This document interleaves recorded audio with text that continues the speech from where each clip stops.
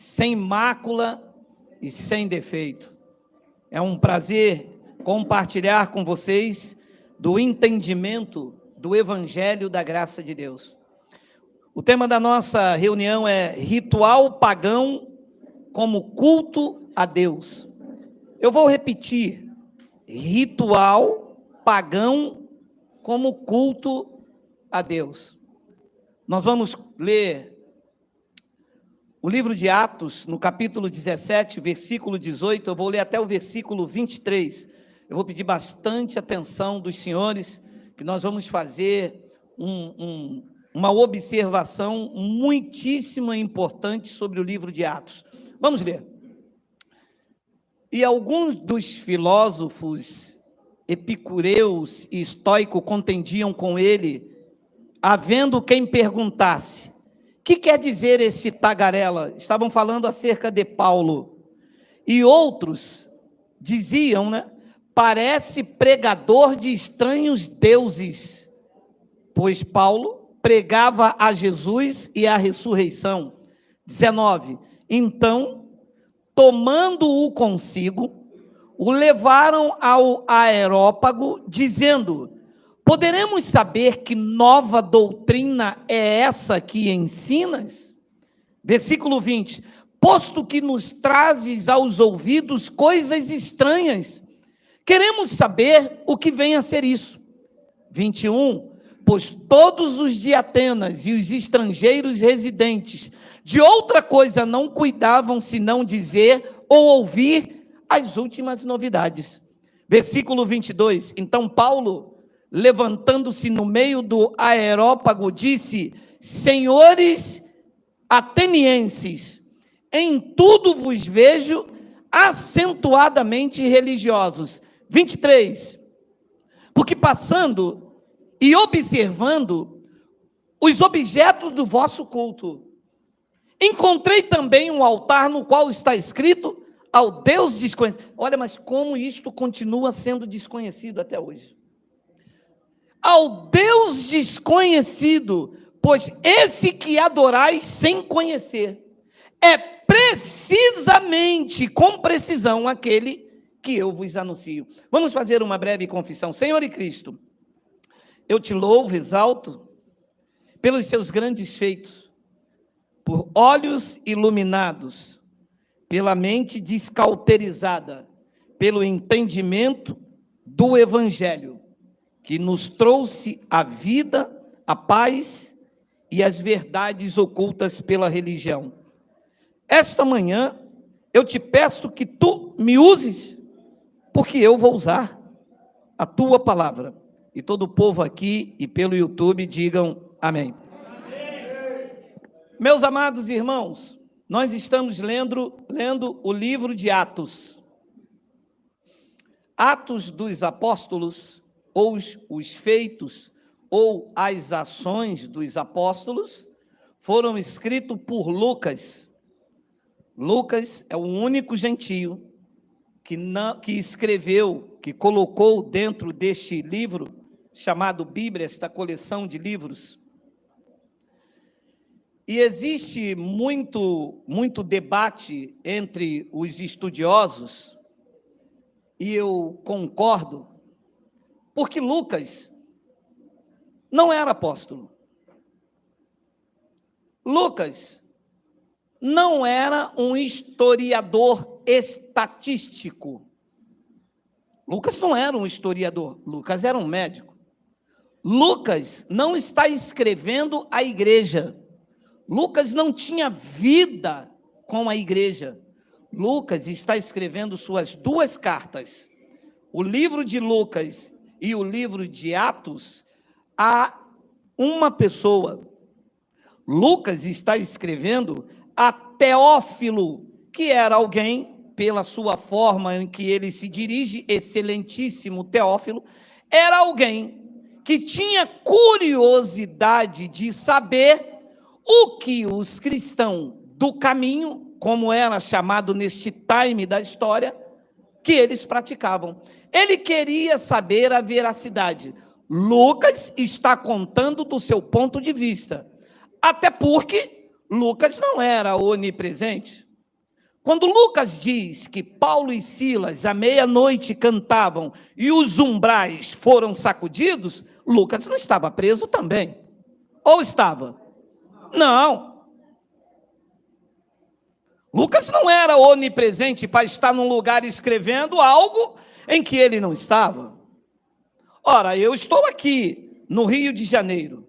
Houve um acidente há pouco tempo atrás em Minas Gerais. Eu estou contando, reproduzindo, estou narrando aquilo que eu ouvi, não aquilo que eu vi e testifiquei. Eu não estava lá.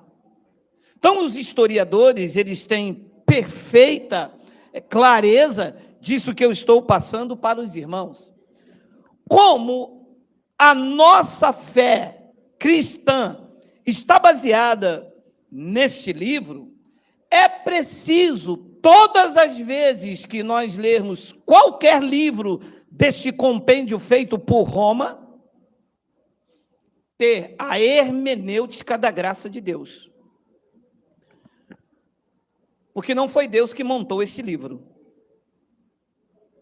Os homens chamam de sagrado, mas não o tratam como sagrado. Senão respeitaria o que diz a história em cada época em que ele foi escrito. Um pastor dizer que a Bíblia é sagrada e aplicar Malaquias 3:10, ele está profanando aquilo que é sagrado e tirando o contexto e aplicando nos dias de hoje. Então, a hermenêutica, a análise crítica de tudo aquilo que nós lemos, tem que passar pela hermenêutica da graça, que coloca a ação verbal no seu tempo, reconhece o contexto histórico e cultural e respeita, acima de tudo, o destinatário e o remetente. Nada do que está aqui em Atos foi direcionado para a igreja, e sim para Teófilo, que estava totalmente fora desse contexto. Então, quando nós usamos o que está escrito aqui, ou em qualquer livro da Bíblia, nós estamos usando para que o sistema não repita o que está aqui nas nossas vidas. Você está entendendo? Por exemplo, como é que se formou vida cristã nesse país? Em primeiro lugar, o católico. O padre, eu não sei se vocês sabem, devem saber. O padre, eles rezavam em latim, para que ninguém entendesse. E aí todo mundo disse, eu sou católico. E quando ele diz, abençoado és tu, aí todo mundo, amém.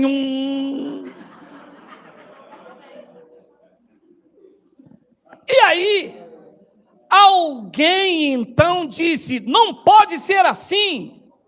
E aí veio a igreja evangélica combatendo o catolicismo. E as pessoas se tornaram evangélicas. O pastor dizia, está escrito em Malaquias 3:10. Todo mundo, agora estamos entendendo. Amém, assim seja. E o cara se tornou então crente. Não é isso que nós queremos para nossas vidas.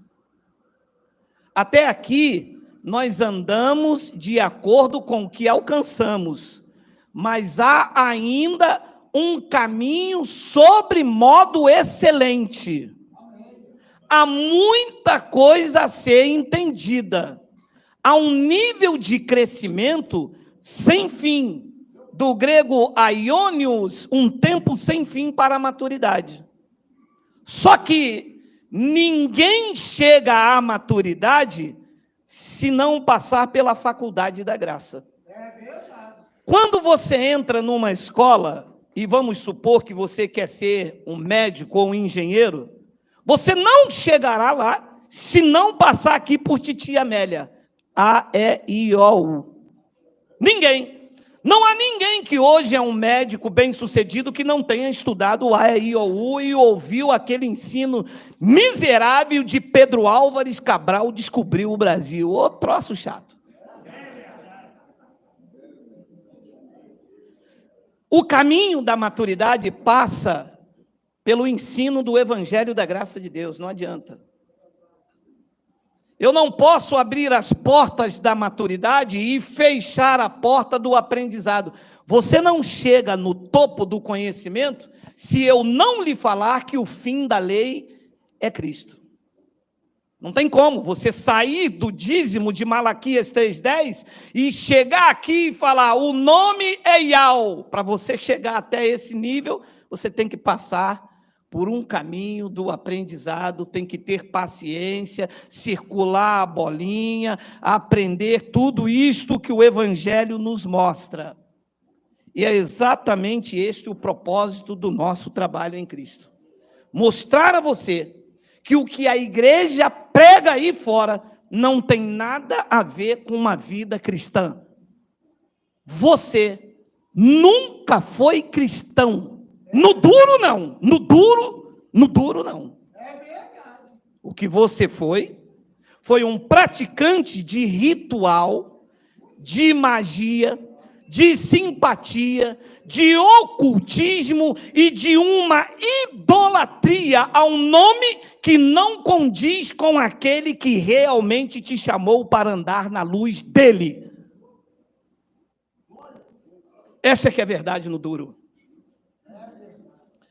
Disse que, de acordo com o que diz o livro de Atos, Lucas contando a Teófilo, diz que Paulo chegou, então, no meio dos filósofos, dos epicureus e estoicos, e eles começavam a discutir com Paulo, porque Paulo estava trazendo uma mensagem, falando, e eles educadamente chamaram ele de tagarela.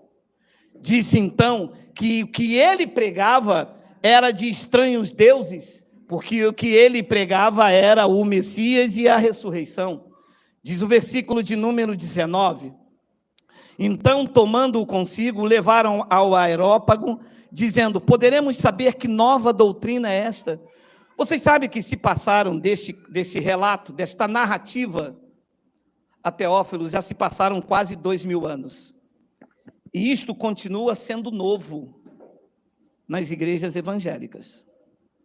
Claro que quando alguém que me ouve, como você, há mais de 5 anos, isso é repetitivo, e você diz, lá vem o Geraldo falar de novo desse assunto da graça. Claro, porque há 50 milhões de pessoas que ainda não ouviram que o fim da lei é Cristo, e continuam batizando nas águas.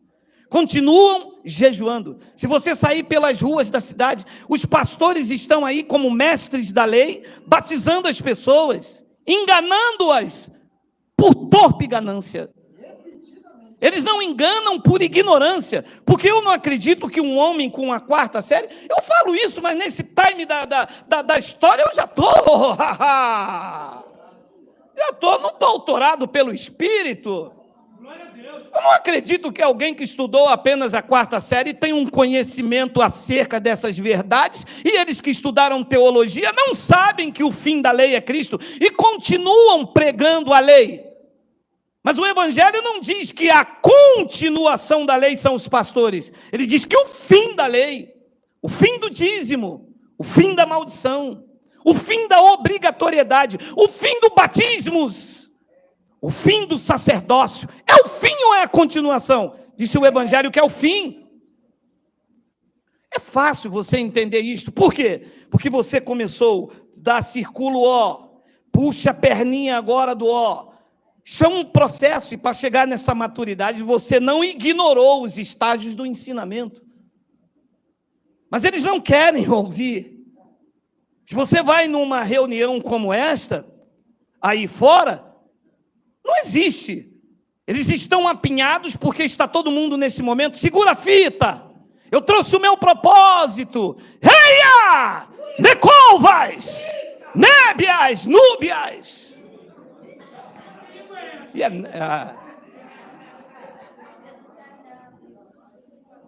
Disse o versículo de número 20. Posto que nos trazem aos ouvidos coisas estranhas, queremos saber o que é isso. Versículo 21. Pois todos os de Atenas e os estrangeiros residentes de outra coisa não cuidavam, senão a dizer ou ouvir as últimas novidades. 22. Então Paulo, levantando-se no meio do Areópago, disse, senhores atenienses, me desculpe, mas eu vou atualizando o software. Senhores brasileiros, em tudo eu vos vejo acentuadamente religiosos, ponto e vírgula, popará. Por que acentuadamente religiosos? Porque nós estamos aqui servindo a Deus. Nós estamos aqui em jejum para tirar a casta de demônio. Nós trouxemos aqui o nosso envelope de dízimo. Está aí o pastor que vai fazer uma oração porque ele é profeta, veio do monte. Como é que você diz se nós somos religiosos, se nós somos evangélicos, não somos católicos, nós não somos da Umbanda, nem da Quimbanda, nem da Saravanda? Que negócio é esse de dizer que nós somos religiosos? O que é que Paulo viu que identificou? Que eles não eram apenas religiosos, eles eram acentuadamente religiosos. O que foi detectado?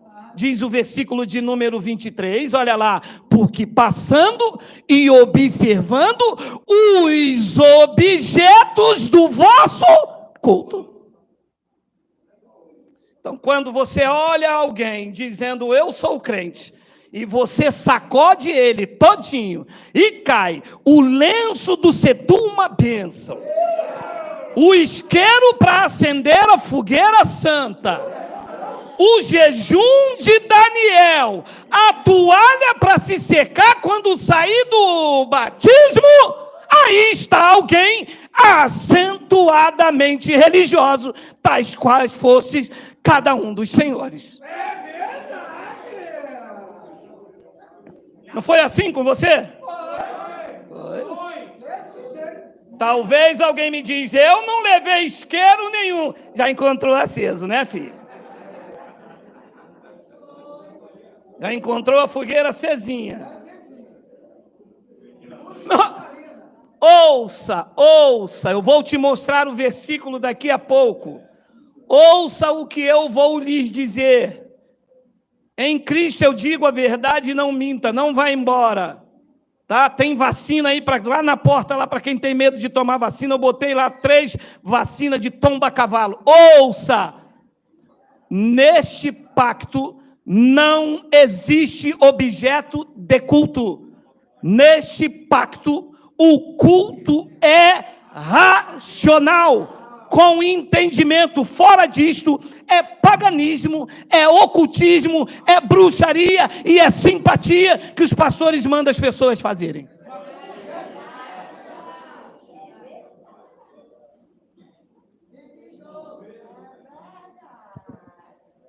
Eu carregava aqui um lenço e dizia, se tu uma bênção. Meu irmão, mas eu só era maldição pura. E briga em casa e não sei o que, e quando eu tropeçava era o demônio, era o Exu, era a pombagira. A minha esposa está aí, eu obrigava ela a orar todos os dias de manhã. Ela dizia, eu vou dormir na casa da minha mãe, mas com você eu não durmo mais, cabra ruim, que você me obriga a ficar aqui. Senhor, abençoa a minha vida, Senhor, abençoa a minha família, Senhor, abençoa não sei quem, e todo o dinheiro que você pega, você leva para essas igrejas, você compra lenço, você compra fralda, você compra tudo, mas não compra o meu amor.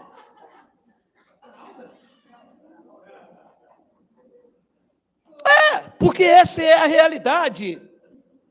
As pessoas não gostam de ser confrontadas nas suas crenças, mas é preciso despertá-las com a verdade, porque a gente vai enchendo, inflando o ego dessas pessoas e pensando que nós estamos nos aproximando do Criador com essas atitudes legalistas, farisaicas, nós vamos nos distanciando da nossa verdadeira origem. É para adorar em espírito e em verdade, não é em mentira, com engano e com coisas consagradas.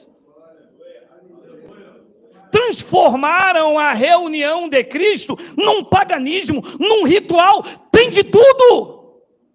Claro, só não tem a vela de 7º dia, que aí ia ser demais.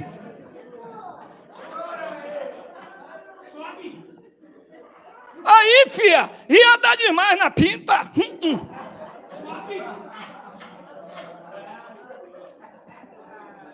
Mas, passando e observando os objetos do vosso culto. Ué, mas como se isso não bastasse. Diz que ele encontrou também um altar no qual está escrito: ao Deus desconhecido. Meu amado, preste atenção que essas palavras vão bombardeando, pois esse que adorais sem conhecer é precisamente, com precisão, vocês adoram sem conhecer. Não é um jogo de palavra, para você entender. Ele é adorado sem ser conhecido. Eles não conhecem nem o nome. É verdade. Claro, por costume a gente ainda vai falando aqui, Jesus, mas é Yalcha. A gente vai chamando de Deus, mas é Yal. Nós vamos adorando sem conhecer. Como eu disse, isto é um processo coloquial que a gente vai mudando. Assim como a gente falava, Deus abençoe. Nós sabemos que você já é abençoado. Isso é um processo, mas o mais importante é você já reconhecer que tem que ter uma mudança coloquial. A expressão tem que ser mudada aos poucos. Calma, nós temos a eternidade. Vamos tratar primeiro de fazer o círculo no O, aprender o círculo O, agora vamos fechar a perninha. Eu aprendi com titia Amélia. Que letra é essa? Ela cantava. O óculos da vovó. O óculos da vovó. Todo quebradinho, uma perninha só. Puxava a perninha, a letra A. É uma faculdade, meu amado, você entende? Mas primeiro você tem que quebrar esses conceitos. Primeiro você tem que sair desta manipulação religiosa. Primeiro você tem que entender que Ele está dentro de você. Ele não precisa de nada para você chegar até Ele. Ele te buscou, Ele te achou. Ele.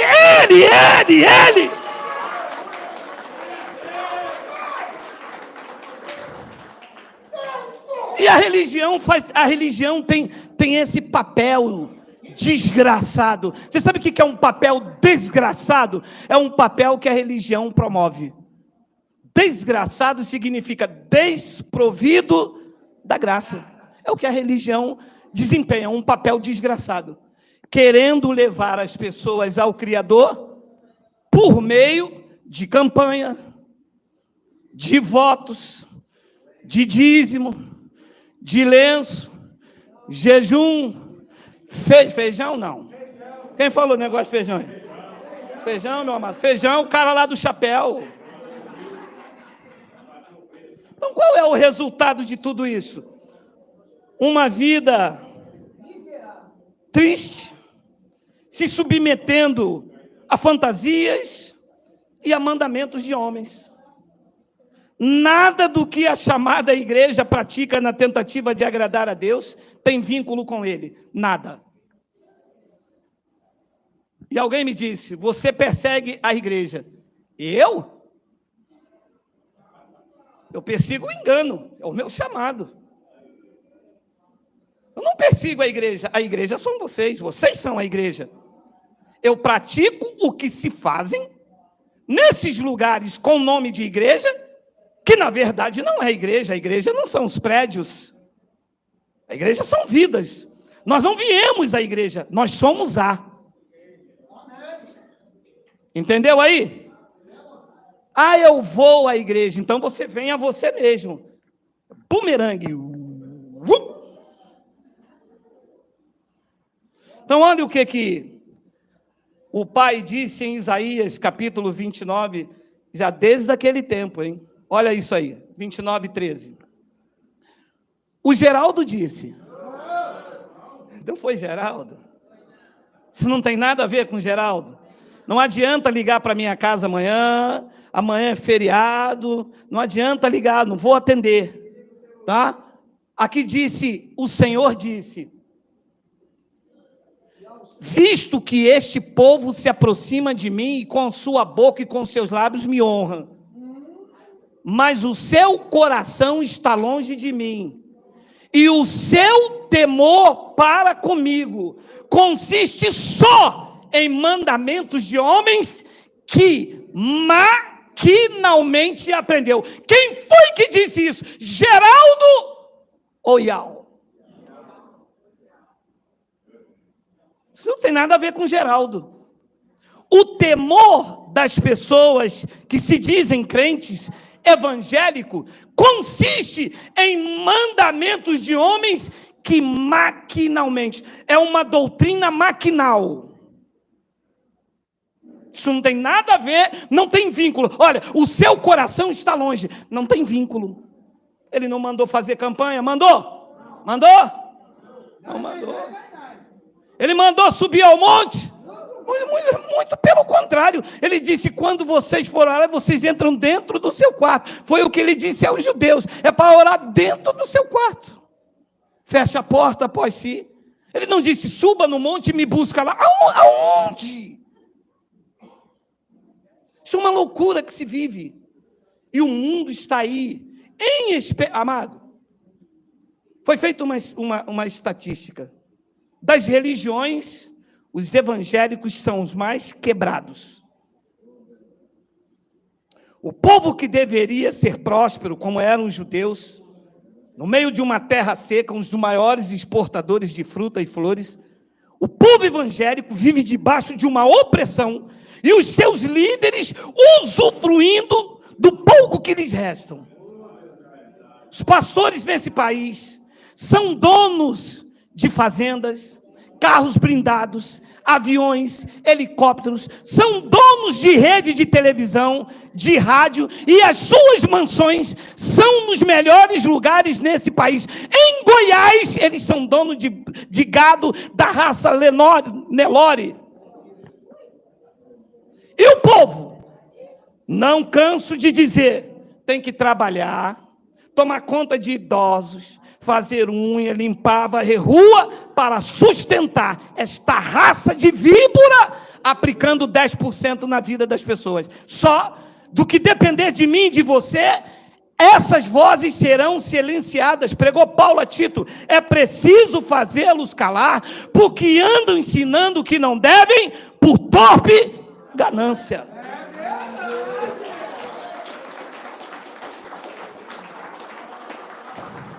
E o seu temor para comigo consiste em mandamentos de homens que maquinalmente aprendeu. 14. Tem um 14? Eu continuarei. Olha o que o Senhor disse, hein? Eu continuarei a fazer uma obra maravilhosa no meio deste povo. Sim, obra maravilhosa e um portento, de maneira que a sabedoria dos seus sábios perecerá, e a prudência dos seus prudentes se esconderá. E fez na tua vida. Iluminou os olhos do seu entendimento e engano sobre a tua vida. Eu posso garantir, nunca mais. Desses lixos aí fora você não come mais. Escravo de homens e de doutrinas, nunca mais. Porque não vamos, como a porca, se revolver na lama. Não vamos, como os cães, voltar ao próprio vômito. Se submeter a essas doutrinas legalistas é se insurgir contra a obra do Criador, contra a obra do Messias. Levantar de novo a parede de separação, costurar de novo o véu, trazer de novo a lei. É dizer que ele morreu em vão. Foi o que Paulo pregou aos Gálatas. Eu não anulo a graça de Deus. Se a justiça é mediante a lei, segue-se então que ele morreu em vão. Era o que nós fazíamos e praticávamos. Então é exatamente isso que ele disse. Eu vou ler até o versículo 16, 15. Ai dos que escondem profundamente o seu propósito do Senhor, e as suas próprias obras fazem às escuras, e dizem, quem nos vê? Quem nos conhece? Versículo 16. Olha, isso foi o Senhor que disse, hein? Que perversidade a vossa, não. Como se o oleiro fosse igual ao barro, e a obra dissesse do seu artifício, ele não me fez, e a coisa feita dissesse do seu oleiro, ele nada sabe. É assim que agem os grandes líderes nesse país. Como se o que eles fazem ficassem às ocultas, e como se eles que ditassem a regra para o que o povo deve fazer. E o povo cego. Você sabe, se um cego guiar outro cego, um só que cai no barranco. Quem cai? Quantos? 2. Era assim a nossa vida. Amados, eu vou dizer aos senhores, nunca me apresentaram solução financeira naquilo que eu praticava. Nunca. Sempre tive que trabalhar, sempre tive que correr atrás, e o que eu tinha, nada caiu do céu, porque lá do céu só cai chuva. Se não trabalhar, não adianta, que jejum não traz dinheiro. Campanha não traz dinheiro. Fogueira santa não leva dinheiro, tira. Essa é a grande verdade. Eles vivem numa comparação material. Eles vivem com o espiritual e aquilo que é abominável. Na verdade, tudo que se aplica nas igrejas evangélicas, no que diz respeito às práticas, eram sombras, era um rito cerimonial da lei de Moisés, que está dentro da igreja como prática de uma vida espiritual. Todas as pessoas que você conhece que diz eu sou evangélico, pratica alguma coisa da lei de Moisés. Você para uma pessoa e diz, você é evangélica? Sou.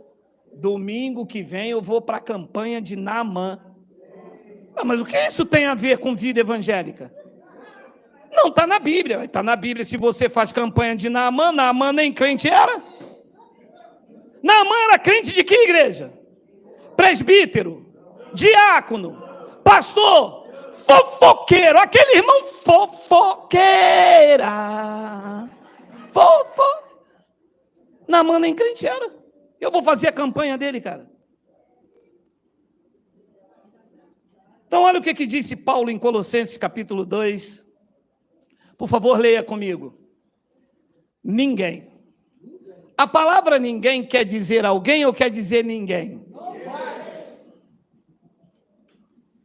Ninguém, pois, vos julgue por causa de comida e bebida, ou dia de festas, ou lua nova, ou. Pode parar que eu vou bater um pouquinho desse lado também, para não escapar nada e nem ninguém. Meu amado, como é que as igrejas evangélicas dizem para mim guardar o sábado? E tinha um que dizia, se você não guardar o sábado, eu disse, vai acontecer o que comigo, cara? Não, porque no dia de sábado você não pode beijar a tua mulher, eu não posso beijar a tua. Mas a minha eu vou beijar segunda, terça, quarta, quinta, sexta. Eu vou beijar no ano novo, eu vou beijar no carnaval. Eu sou feliz, eu vou beijar pra caramba. Eu vou beijar muito. E não pode beijar dia de sábado, ali está escrito para ninguém me julgar. É porque você não tomou a Santa Ceia, você não comeu o corpo. Graças a Deus.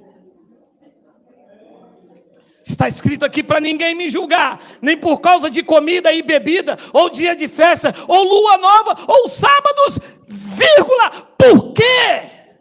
Diz o versículo de número 18, tem... 17, não, 17, é isso aí. Porque tudo isso, comida e bebida, que são rituais dentro da igreja, guarda de sábado, luas, festas, todo este ritual, na verdade, isto era sombra das coisas que haviam de vir e já veio. Porém, o corpo, a igreja, é de Cristo e não de Moisés. Se fosse de Moisés, traz o sábado. Se fosse de Moisés, traz comida e bebida. Se fosse de Moisés, traz orações, purificações por meio de água. Como o corpo, a igreja é de Cristo, ela está sem ruga, sem mancha, sem mácula e sem defeito, que são assim que vocês foram apresentados a eles. Recebe aí?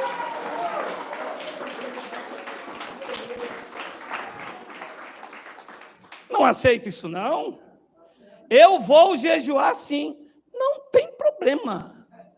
Jejua quando na sua casa for macarronada com queijo, com sardinha em lata. Quero ver você jejuar. Jejuar no dia que for salsicha com ovo é mole, filho. Jejua no dia que tiver pudim de leite moça, aquele que suco do jarrão de pêssego. Quando tem água só do filtro é mole, filho. Já viu quando tem essas coisas gostosas na sua casa? Porque tudo isso eram sombras, meus irmãos. Aquilo representava alguma coisa, não era real, era sombra. E quando eu disse um irmão, ele me disse, eu ando na sombra do Altíssimo. Só se for você, filho, eu ando na luz. Herege, Satanás, cão peta. Pode você falar o que você quiser. Sombra é algo que não é real. Luz dissipa a sombra. Eles andavam na sombra do Altíssimo. Eu ando na luz do Eterno e na sua presença, seguro, tranquilo e sem temor do mal. Diga glória a Deus. Diga glória a Deus. Diga glória.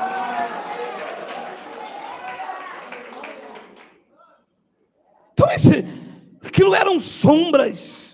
A lei era sombra, não era real. Eu não via perfeito. Eles não viam perfeitamente. Eles estavam em busca do Messias. No confronto com a mulher, lá no poço de Jacó, ele disse, se tu me pedires água, e eu lhe darei águas vivas. Ela disse, eu sei, quando Cristo vier, ele disse, eu sou o que falo contigo.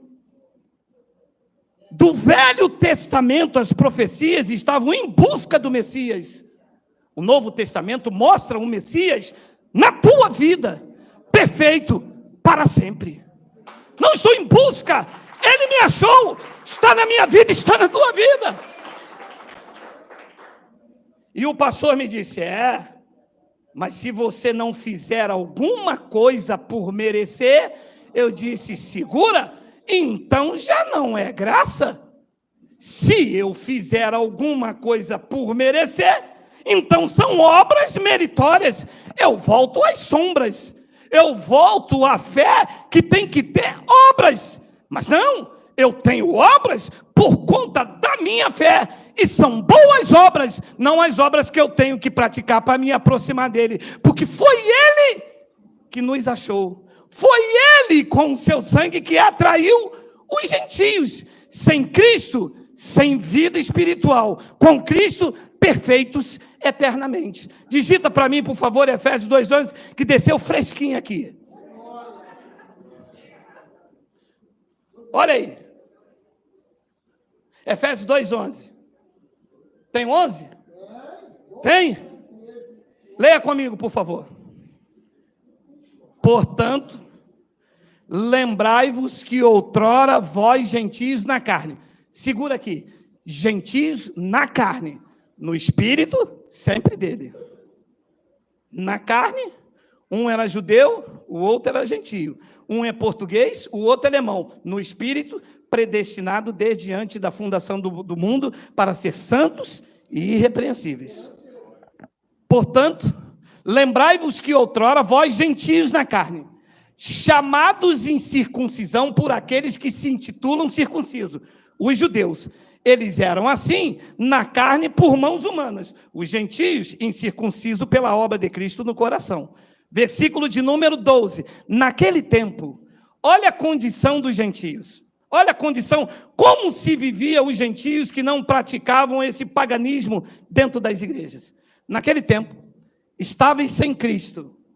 Isto era antes do sacrifício perfeito. Separados da comunidade de Israel. Estranho às alianças da promessa. Olha os gentios, não tendo esperança, e eles estavam sem Deus no mundo.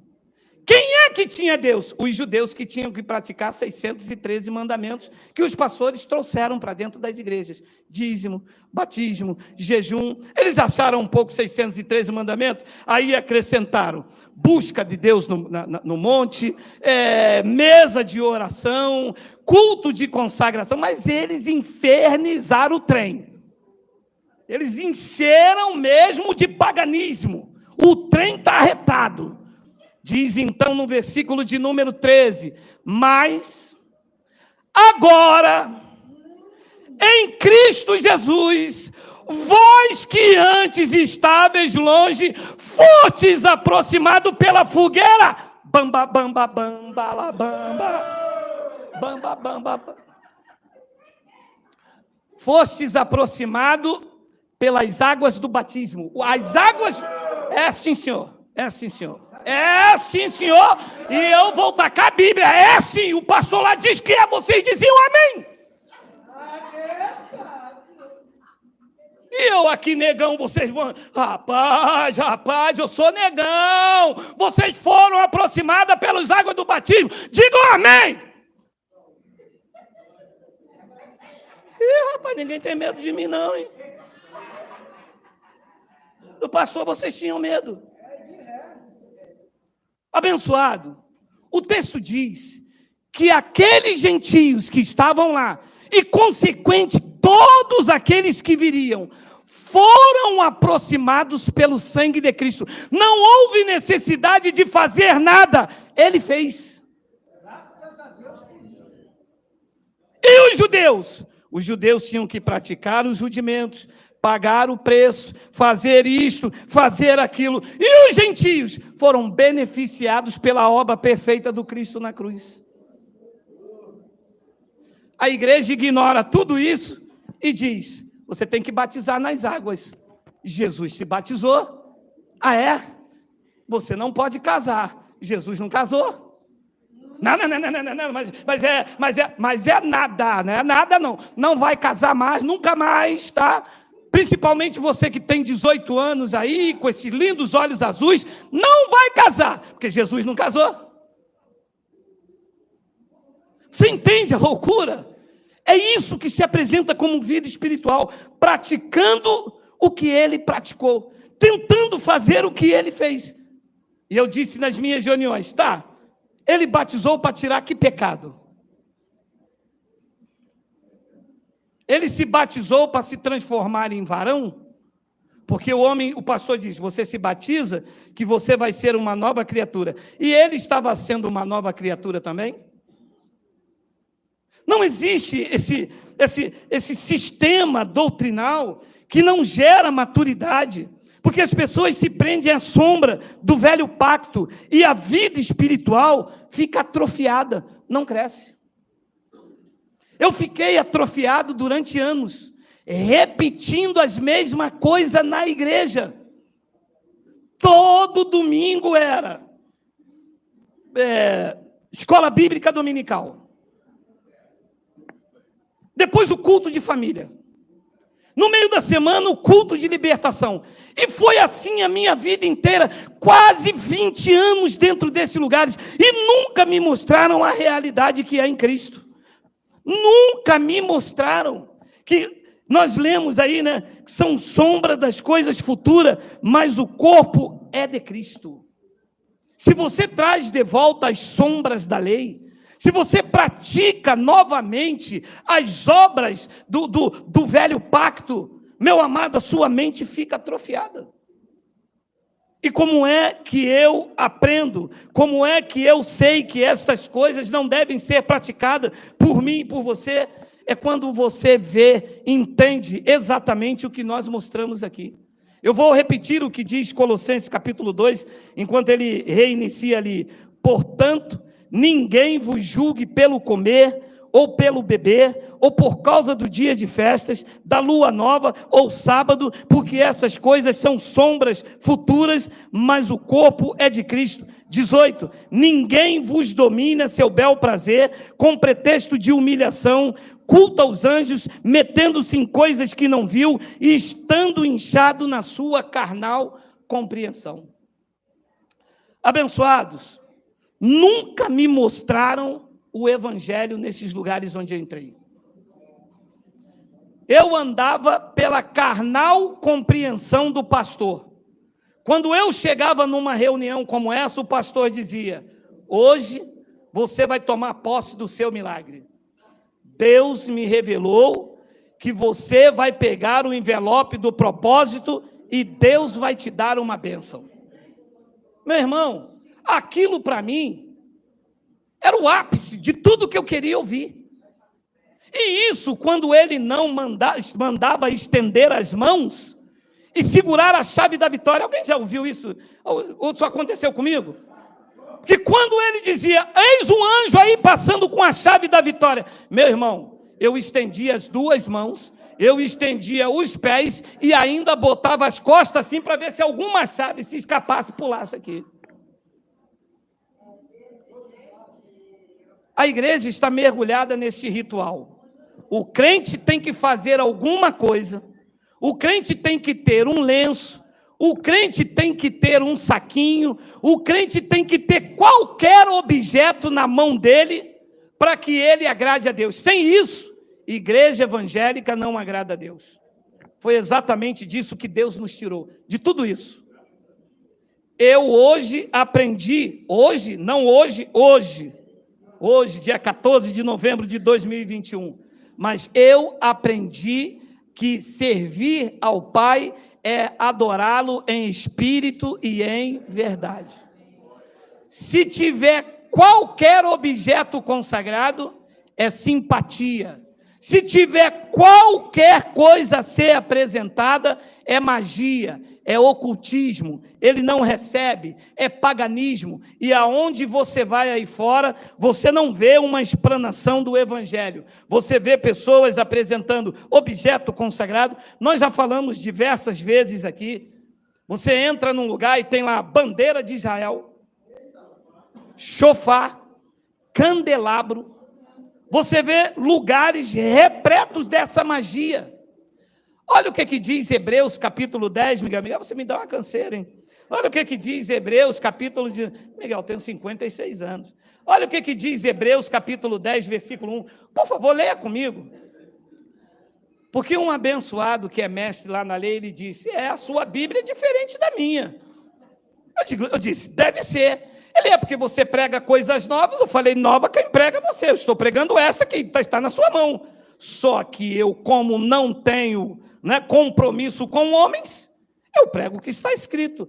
Você prega o que você inventa da sua cabeça. Por isso que, como lá os epicureus e estoicos diziam o que diz esse tagarela, você acha que eu estou pregando novo. Mas eu não estou pregando algo novo. Estou pregando isto. Leia comigo. Ora, visto que a lei é a lei de Moisés, que até isso você tem que explicar.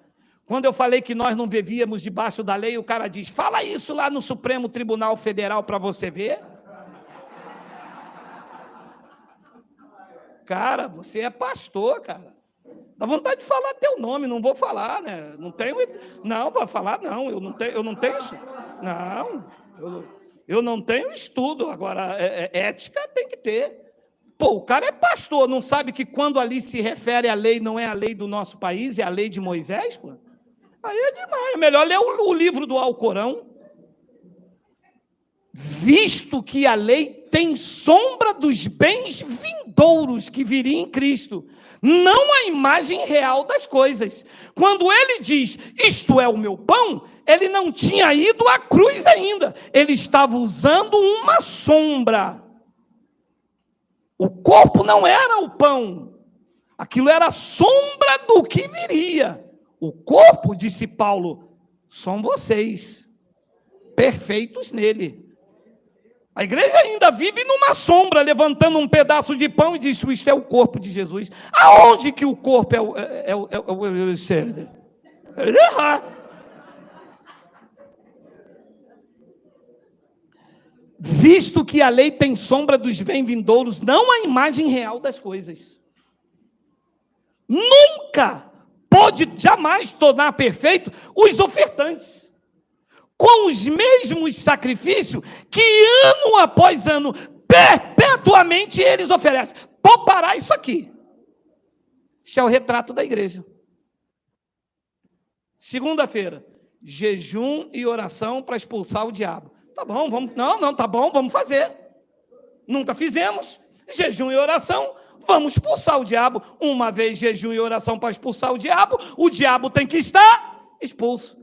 Segunda-feira que vem, jejum e oração para expulsar o diabo. Para! Já expulsou semana passada. Aquele jejum não valeu, foi de 12:00 às 6. Nós vamos fazer de 6 à 12:00, que é a hora que ele está acordado. Dá licença aí que eu vou tirar o meu nariz de palhaço. Eu não aguento mais, eu quero sair da brincadeira, eu não quero mais brincar, poça. Eu não quero mais brincar disso. Chega. com os mesmos sacrifícios. Isto era a sombra da lei, que ano após ano, perpetuamente. Meu amado, eles estão na guerra santa desde que igreja é igreja. Numa batalha espiritual de pandemia. Já teve a pandemia da gripe espanhola, da vaca louca, da vaca doida, da vaca leiteira, da vaca sem leite, da vaca gorda, da vaca magra, e eles ainda nos mesmos sacrifícios. Versículo 2. Doutra sorte, não teriam cessado de ser oferecidos, porquanto os que prestam culto, tendo sido purificados uma vez por todas, não mais teriam consciência de pecado. Ui! Ora, se o cara faz um culto de libertação, sexta-feira, no sábado eu já estou liberto, no domingo, e para a vida toda. Mas faz culto de libertação na sexta, no sábado eles xingam, poxa, o demônio voltou. Faz um culto de libertação na segunda. Meu amado, aqui está escrito o seguinte: doutra sorte, não teriam cessado de ser oferecidos, porquanto os que prestam cultos teriam sido purificados uma vez por todas, não mais teriam consciência de pecado. 3, entretanto, nesses sacrifícios se faz recordação de pecado todos os anos. Aí eu me lembro da Santa Ceia, que de santa não tem nada. Nem a mão de quem fez os pães é santa. E eu me lembro que o bispo lá falava assim: vamos servir os elementos da ceia, mas antes, examine os irmãos a si mesmo. Quem está em pecado aqui contra o seu irmão, vem aqui na frente. A igreja com 300 pessoas. Vinha os 300 e ele descia lá também, que ele tinha alguma coisa contra o vice-presidente, que queria ficar no lugar dele sendo presidente, e ele brigando com a igreja, querendo ser o Deus.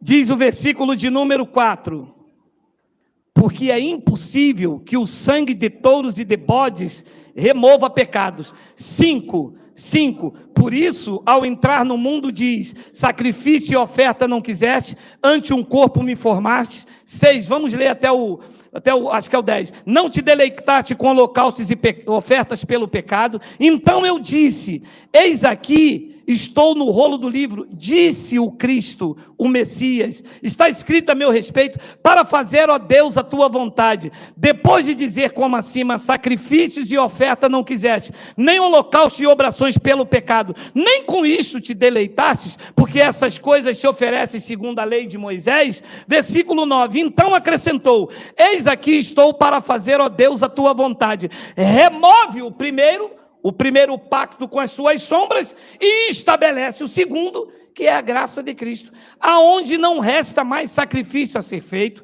aonde não tem mais essas parafernálias, aonde se adora em espírito e em verdade. Mas a igreja ignora tudo isso. E ao invés de se prender ao ensino da graça de Deus para viver uma vida livre na sua mente, se submete ainda às ordenanças dos homens. E esta é o grande desafio da nossa mensagem, que a tua fé não se apoie em objetos consagrados, em rituais ou coisas ungidas.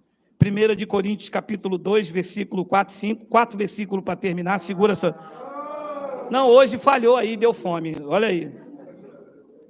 1 de Coríntios, capítulo 2, versículo 4. Leia comigo, por favor. Olha o que disse Paulo à igreja de Corinto. A minha palavra e a minha pregação não consistiram em linguagem persuasiva de sabedoria, mas em demonstração do Espírito e de poder. 5. Para que a vossa fé não se apoiasse em sabedoria humana, e sim no poder de... Eu vou fazer uma pergunta. A sua fé está apoiada em quê? Hoje está no Evangelho. Mas até um tempo atrás, você segurava o lenço do apóstolo e dizia, estou fazendo isso por fé. Não, você estava induzido, o lenço não traz fé. A fé é a certeza de coisas que se vê. E se você tem fé no lenço, não é fé. A fé é a convicção de fatos que se esperam. Você está com um lenço ungido na mão. A fé não é palpável, tangível. A fé não é aquilo que eu vejo. A fé é aquilo que eu creio sem ver. É a convicção. Você não está com uma fé apoiada num lenço, ou num pedaço de fita, ou num copo d'água, ou numa mãozinha dada pelas igrejas. Isto não é fé. Me desculpe a sinceridade, eu sei que ninguém vai contra mim, porque eu sou negão, tenho um birimbau. Isto não é fé, isto é burrice. É isso mesmo, goste quem quiser. Isto não é fé. A pessoa dá todo o seu dinheiro num lenço, eu vou botar, meu amado, eu vou botar. Que é isso, meu irmão? Ser eu uma bênção. Isto não é fé, meu amado, isto é burrice. Isso aqui é fé apoiada em sabedoria humana. Isso não tem nada a ver, mas eu fiz por fé. Não foi fé, foi golpe, foi indução ao erro, foi engano. Enganaram você. É o que diz Efésios capítulo 4, versículo de número 14. Olha aí. Para que não mais sejamos como meninos, agitados de um lado para o outro e levados ao redor por vento de doutrina, pela artimanha de homens, pela astúcia com que induzem ao erro. Lenço, fita, água depois de oração, objeto consagrado, pão, suco, tudo isto não é fé, é indução ao erro pela artimanha de homens. Deus não precisa desses objetos, Deus não precisa desses atributos. Ele faz o que quer, sem ter que você apresentar nada a Ele. Foi assim que começou esta obra maravilhosa da graça de Deus no teu espírito. Coloca para mim como está na Bíblia Viva esse versículo. Temos 5 minutos, olha aí. Coloca, deixa eu ver como é que está na Bíblia Viva. 15. Então, não seremos mais como crianças, sempre mudando nossa ideia a respeito daquilo que cremos, porque alguém nos disse uma coisa diferente, ou habilmente nos mentiu, e fez que a mentira soasse como verdade. Foi o que eu passei a minha vida inteira sustentando esses camaradas, sem conhecer a verdade do Evangelho. Milhões de pessoas estão assim, induzidos ao erro, dando crédito à mentira, ensinando o que não convém, aprendendo o que não convém. Fé naquilo que não produz verdade e que as deixaram de braços durante a vida toda diante da mentira. Vale quanto pesa. Tinha que ter dinheiro para receber o milagre. Sem forças para caminhar, ficava com os braços cruzados sobre a bengala do pastor. E sabe o que somou na tua vida?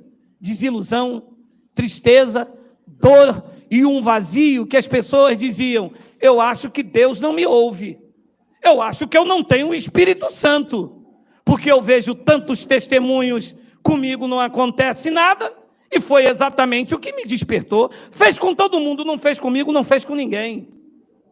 Eu não estou aqui para contar os milagres dos outros. Eu estou aqui para viver os meus milagres, não numa fé produzida por aquilo que eu faço ou que o pastor manda fazer, mas uma fé autêntica produzida pelo Espírito Santo em mim. Fora disso, é engano. Milhões de pessoas estão assim. E eu quero encerrar esses 10 minutos finais dizendo o que eu sempre falo. O mundo pregava a verdade para mim e eu não ouvia. O quê?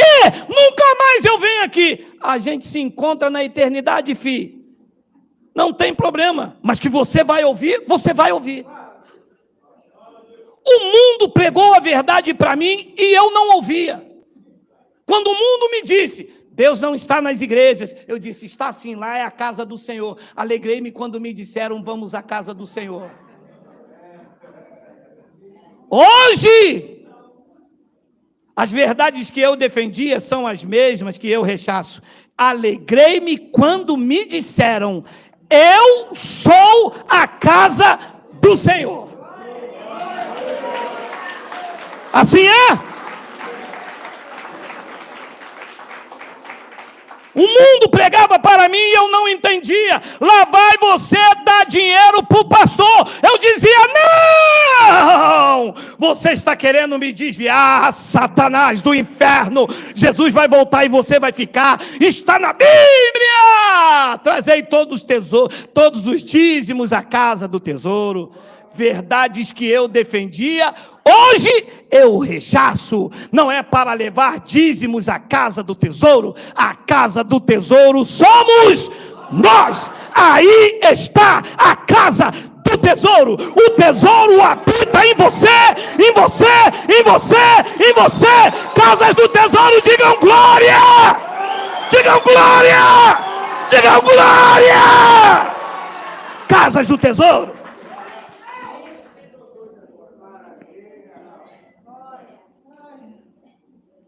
E milhões de pessoas com os braços cruzados, diante da vida, vendo os pastores lhe roubarem a paz. Se tem um lugar que me roubaram a paz, foi diante de um pastor. Minha vida acabou. Eu pensei que ali estava a paz. Ali estava alguém mandando na minha forma de vestir. Ali estava alguém se intrometendo até na minha relação sexual. Essa eu vou falar o nome. Eu entrei numa congregação, agora ela não está mais assim, chamada Casa de Oração. Que inferno! O pastor dizia, varão desse lado e a varoa deste. Se o irmão quiser congregar conosco, a tua mulher tem que arrancar esse batom, arrancar esse brinco. A mulher, ela está aí, ó. A mulher dizia assim, eu me separo de você, mas o batom e o brinco você não tira. É a única coisa que me deixa bela. Que inferno! Que tormenta! Meu filho Miguel andava de calça de... Nada contra calça de tergal, não adianta me atacar. Mas meu filho Miguel, aos 12 anos... com calça de tergal, chinela havaiana, 40 graus no Rio de Janeiro até aqui, que o menino fedia longe. Suor. Caraca. Meu irmão, eu estraguei a minha vida. E é assim que estão milhões de pessoas dentro da igreja. Estragando os seus relacionamentos, perdendo a sua saúde emocional, sua saúde financeira e a sua saúde sexual, porque não pode se vestir, não pode cuidar bem de si mesmo, não pode agradar o marido. Para mim, a minha esposa está aí, a miséria. Para mim ter relação sexual com a minha esposa era com um lençol e camisa até aqui, porque o pastor dizia que o anjo poderia vir. Eu disse, meu Deus, mas tu vai vir logo nessa hora, pai? Tanta hora para o anjo vir.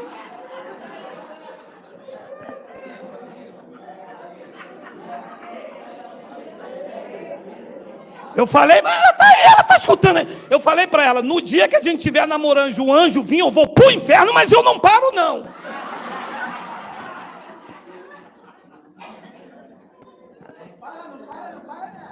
Eis o retrato. João capítulo 5, versículo de número 1. Olha o retrato de milhões de pessoas. Depois Jesus voltou a Jerusalém para uma das festas religiosas judaicas.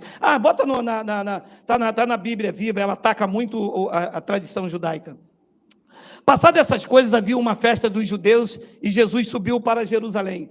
É um livro histórico, mas só mudou a geografia, porque é assim que estão os evangélicos. Ora, existe ali junto à porta das ovelhas um tanque chamado em hebraico Betesda, o qual tem 5 pavilhões. 3. Nesses jaziam uma multidão de enfermos, cegos, olha o público. Olhem o que eles trabalham. Meu amado, antes de ler, eu vou dizer uma coisa para você. Você já entrou nessas igrejas, você já viu que lá só tem pessoas assim, é caroço aqui, é o câncer aqui, é o chifre aqui. Meu amado, mas só tem malditos.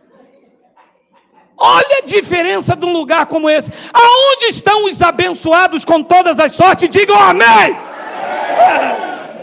Isso é lugar de coxo, isso é lugar de pessoas abençoadas, protegidas, guardadas, prósperas, felizes, libertas. Pô, o cara olhava para o outro, quem é você? Sou crente, meu irmão, sou profeta, eu sou do vaso, eu sou do manto. Vim aqui para tirar um caroço. Ué, mas do vaso, do manto? E você? Eu tenho a unção do telefone. A minha unção era dessa. Eu tinha a unção do telefone. Vocês conhecem essa? Ripa! Meu irmão, olha o perfil. Nestes jazia uma multidão de enfermos, cegos, coxos e paralíticos. Versículo 4. Esperando que se movesse a água, porquanto um anjo descia em certo tempo, agitando-a. E o primeiro que entrava no tanque, uma vez agitada a água, sarava de qualquer doença que tivesse. Fé apoiada em tradição. Você vai ler o relato. Tinha um ali que estava há 38 anos. O anjo não aparecia nunca. Era uma tradição judaica. Senão, não tinha ninguém coxo, ninguém enfermo, ninguém cego, ninguém doente. Porque não é possível que o anjo agitava só uma parte para só um entrar e sair. Esse é o mesmo anjo que ia lá quando eu estivesse namorando com a minha esposa. Esse anjo devia ser coisa ruim. 5. Estava ali, estagnado, braço cruzado diante da impotência, sem perspectiva de vida, cumprindo um protocolo, um paganismo religioso, uma tradição judaica, há 38 anos. Está assim alguém que me ouve? 38 anos dentro da igreja evangélica fazendo uma campanha. Não viu os filhos sair das drogas. 38 anos como dizimista. Não ficou rico até hoje. 38 anos subindo ao monte, não o encontrou lá, porque ele não está lá, não está nas grandes catedrais, não descobriram ainda que está dentro de cada um deles. 38 anos passaram de uma cegueira impotente diante da vida, porque o evangelho não dilacerou a alma para mostrar o que verdadeiramente Cristo representa na vida de cada um. Assim estão milhões de pessoas. 38 anos enfermos. 6. Jesus vendo-o deitado, e sabendo que estava assim há muito tempo, perguntou-lhe: queres ser curado? Parece contraditório, mas ele perguntou: o que você está fazendo aí? Estou esperando um anjo. É assim que você quer ser curado? O critério não é esse. Você está seguindo um mito, uma tradição. Você quer ver o seu casamento melhor, levando cueca no mel para o pastor levar para o monte? Você quer ter 2 carros dando o único que tem na fogueira santa?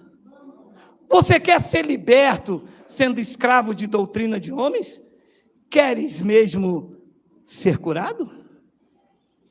Se quer ser curado, liberte-se desse paganismo, dessa religiosidade e viva o que o evangelho tem para você. Diz o versículo 7, a desculpa. Respondeu-lhe o enfermo: Senhor, eu não tenho ninguém que me ponha no tanque quando a água é agitada, pois enquanto eu vou, desce outro antes de mim. Eu não tenho ninguém que me põe no tanque. Se não tem ninguém que te põe no tanque, o que você está fazendo aí há 38 anos? Se você faz uma campanha e não tem resultado, por que continua fazendo há 38 anos? Se você dá dízimo há 38 anos não ficou rico, vai passar mais 38, filha? 76? Não está na hora de mudar? Não está na hora de romper com tudo isso, com essa vida sacrificial que não traz resultado para você, a não ser para os seus patronos? E a desculpa é sempre essa: eu não tenho ninguém. Não tenho ninguém que me coloque no tanque. Mas chegou aí como? Sozinho? Vá sozinho para o tanque. Mas é mais fácil se aprender no misticismo do que encorajado e em busca das suas realizações.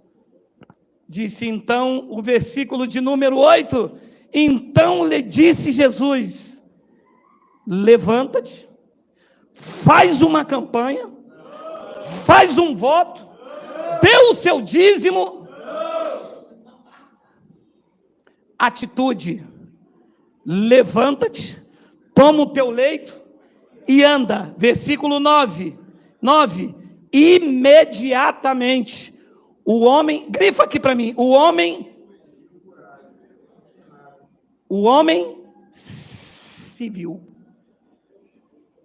Tinha nada. O que ele precisava era sair desse paganismo religioso. Os pastores colocam os nossos olhos naquilo que nós não precisamos. Nós não precisamos ter 2 carros. Nós precisamos ter o que Deus quer que você tenha. Você não precisa ter 2 casas e dar uma para a igreja. Você precisa ter o que Deus te deu. Você não precisa ter um bíceps do tamanho do meu. Você precisa ter saúde. Não busque aquilo que Deus não tem para você. Você não será feliz com aquilo que não lhe pertence. Será presa fácil para o engano. Você precisa daquilo que o Pai tem para você. E o que Jesus fez na vida daquele homem foi iluminar, foi liberar a verdade para a vida dele. Diz: cara, levanta daí, cara. Diz que aquele homem olhou para um lado, olhou para o outro, viu um sujo de xixi e gritou: thriller. Ele olhou para um lado, viu o outro reclamando com caroço, ele disse: uala! A palavra liberada sobre a vida dele, ele disse: cara, eu não tenho nada, o que eu estou fazendo aqui? 38 anos se passaram, minha mulher já deve estar lá até com outro, meu Deus! Faz um DNA que esse menino não deve ser nem meu filho! 38 anos de uma vida religiosa, numa tradição, esperando um anjo se mover. Diz que a palavra liberada sobre ele, diz que o homem se viu curado. Abençoado, veja-se como Deus te vê. Deus não te vê derrotado, Deus te vê mais do que vencedor. Deus não te vê miserável, Deus te vê reinando em vida e em perfeita vitória. Deus não te vê escravo, Deus te vê livre. Deus não te vê dependendo de homens, Deus te vê na dependência dEle. Recebe, por favor, diga glória a Deus. Veja-se como Deus te vê, veja-se curado, veja-se liberto, veja-se transformado, veja-se reinando em vida, veja possuindo, veja conquistando, mas na fé dEle em você. A história foi contada errada e diz que tomando o seu leito, pôs-se a andar, e aquele dia era sábado. Diz o versículo de número 10, por isso, disseram aos judeus que o que fora curado, hoje é sábado, não te é lícito carregar o leito, fica aí, está desviado, não pode andar mais, você tem que ficar aí. O pastor, já comunicou o pastor? Você já comunicou o pastor que agora você não vai andar mais debaixo da unção dele? Você vai andar na unção de Deus que está na tua vida? Você já comunicou ele? Você já falou com a secretária que você não vai ser mais dizimista? Não, hoje é Santa Ceia, fica aí, não vai para o Evangelho da Graça não, vai ficar aqui, volta para a cadeira da dízimo, miséria, coisa ruim, peste.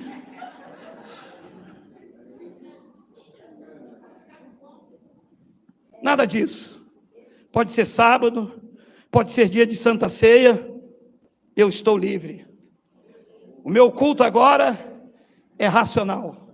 E eu termino com Romanos capítulo 12, versículo 1 e 2. Coloca na Bíblia Viva para eles lerem de uma forma mais clara isso aí. Olha aí. E assim, versículo 2. É porque ele muda um versículo aí, esse aplicativo. Eu estou lendo Romanos 2, 12, 2 na Bíblia Viva, mas na sua Bíblia é versículo 1. Não imitem a conduta e os costumes deste mundo, do mundo de Paulo. Era um costume ainda judaico. Mas seja cada um uma pessoa nova e diferente, mostrando uma sadia renovação em tudo quanto faz e pensa. E assim, vocês aprenderão de experiência própria como os caminhos de Deus realmente satisfazem vocês. Versículo de número 3. Como mensageiro de Deus, faço a cada um de vocês uma advertência dele. Sejam honestos na avaliação de si mesmo, medindo o seu próprio valor pela quantidade. Está aí, Romanos. Quantidade de fé que Deus lhe deu. Deixa eu ver se é o 4. Não, não é. É Romanos, coloca na outra lá. Romanos 12. Romanos capítulo 12. Versículo de número 1. Aí.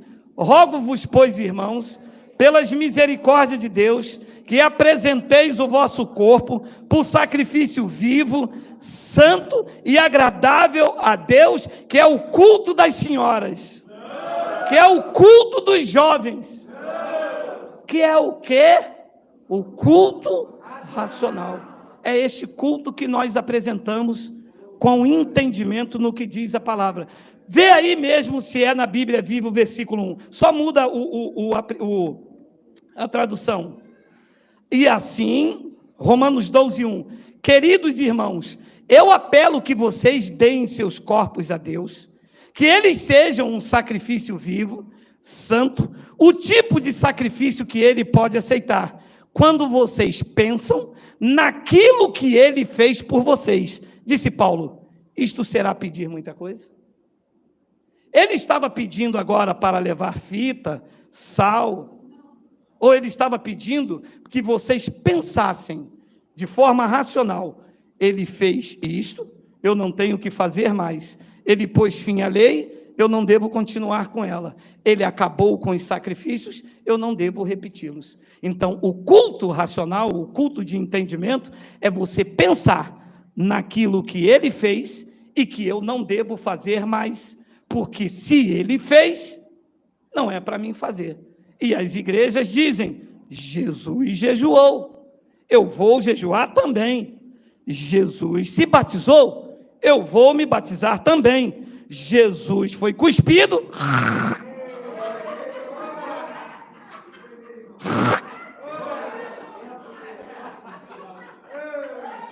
um só. Você? Ora, ele jejuou, os crentes querem jejuar. Ele batizou nas águas, os crentes querem batizar. Ele foi cuspido, os crentes não querem ser. Coroa de espinho, coroa de espinho, coroa de espinho. Chicotada, chicotada, chicotada. Morrer seminu, morrer seminu. 40 dias de jejum no monte. Oséias capítulo 6, versículo 6, para terminar. Eu termino com a frase do profeta. Coloca revista atualizada, Miguel, por favor. Livro do profeta. Pois misericórdia quero, e quero também sacrifício. Os pastores dizem, quanto mais sacrifício, melhor. Deus disse, não. Eu quero misericórdia e não sacrifício. E o conhecimento de Deus mais do que o holocausto. Assim seja, é assim que está escrito, é assim que nós recebemos.